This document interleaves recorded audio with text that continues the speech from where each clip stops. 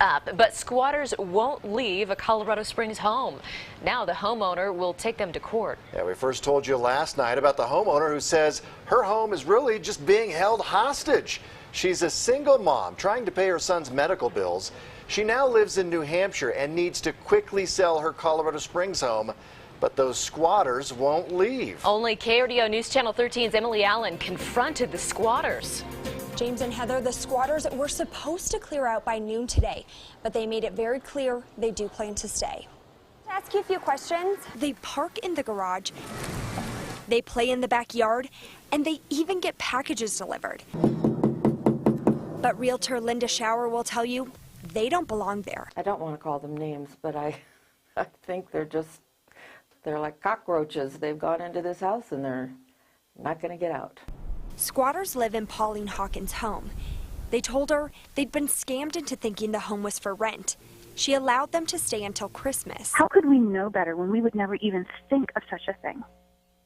We are the kind of people that are compassionate and trusting and loving, and when we see somebody in need, we lend a hand. Even if we don't have anything to give, we do what we can. He changed the lock. Hawkins and her realtor Linda Schauer now know they made a big mistake. Letting them stay that week gave them legal protection. Now Hawkins will have to evict them as if they were her tenants, even though they aren't paying rent. I've never had this experience before in my career as a realtor. I've never had anybody break into a house and then claim it's theirs. We'd like to ask you a few questions. Oh, Are you guys going to be out by noon today? I don't think that's really any of your concern. So why do you guys feel privileged to stay at this house? Burglary in progress, 6334 Crystal Mountain Road. No, I'm a burglar. No, I'm not. Why? Because I'm here because of burglary in progress. The squatters were apparently put off by our questions. The woman tried to get us arrested. That didn't work. So Hawkins is now going to have to go to court in order to get her house back.